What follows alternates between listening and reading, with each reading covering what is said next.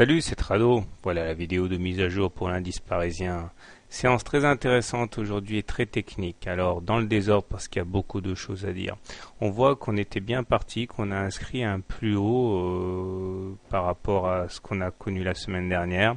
Malheureusement, les velléités haussières ont été freinées et on a dû notre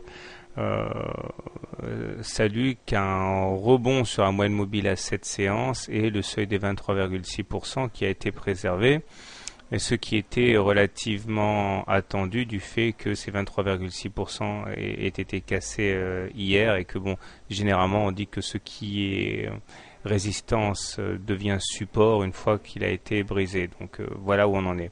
On remarque également que la fourchette d'Andrews marron peine à jouer son rôle parce qu'effectivement nous avons toujours un objectif naturel qui est la médiane de la fourchette d'Andrews et vers laquelle normalement on est censé tendre, mais on voit que la distance qui nous sépare de cette médiane rend l'objectif difficile à atteindre parce que ça impliquerait une sorte d'euphorie haussière. On a du mal à être euphorique en ce moment.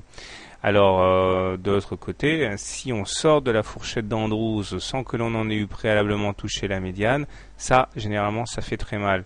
Et l'objectif, je vais vous apprendre à le tracer. Je considère qu'en fait, on a un bon objectif intermédiaire en liant les deux sommets. Ça veut dire un retour à minima sur les 3001. Alors statistiquement toujours, c'est pareil, c'est généralement ce qui se passe lorsqu'on s'extrait d'une fourchette sans avoir touché la médiane. Bon, à suivre donc. Nous avons également d'autres éléments importants qui ne doivent pas occulter le fait que la M20 soit toujours baissière. Je vous rappelle que nous sommes en dessous d'une M20 baissière et qu'à ce titre nous sommes donc en tendance baissière, mais il est clair que la confrontation avec la M20 sera à mon avis le théâtre de lutte âpre, et n'en doutons pas, ceux qui ont intérêt à ce que les marchés montent eh bien mettront des munitions, des biscuits sur la table. J'aimerais attirer également votre attention sur les divergences baissières cachées. Alors tout d'abord au niveau des indicateurs, on a l'impression que ça va de mieux en mieux. Le MACD est au-dessus de son signal, au même titre que le stochastique, et tous les deux sont croissants, donc ça c'est pas mal. Cependant, on a quelque chose qui est assez dangereux, c'est une succession, un trio de divergences baissières cachées. Alors tout le monde connaît la divergence baissière. Eh bien, la divergence baissière cachée, c'est quand les indicateurs font des plus hauts, regardez sur le MACD, sur le stochastique et sur le momentum, mais qui ne sont pas suivis de plus haut sur les cours.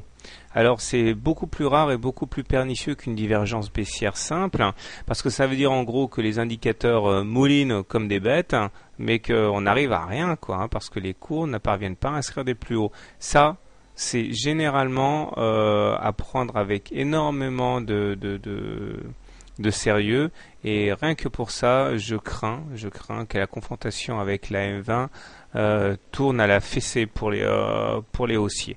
À suivre donc. Alors si vous voulez acheter le CAC, moi je vous encourage à acheter sur un niveau actuel, parce qu'on a un bon point d'entrée, supporté par trois éléments que j'ai déjà mentionnés. Vous pouvez également, si vous êtes plus prudent, attendre un retour sur l'oblique marron ou les précédents plus bas de 1947. Si vous êtes baissier, je vous encourage plutôt à attendre la confrontation avec les 38,2% de retracement de Fibonacci et la M20, puisqu'elle se regroupe dans une zone de cotation assez proche. Et en cas d'échec à passer la M20, eh bien tentez le short.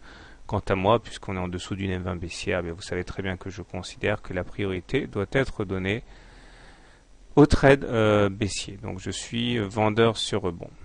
Bonne soirée, bon trade, et à demain.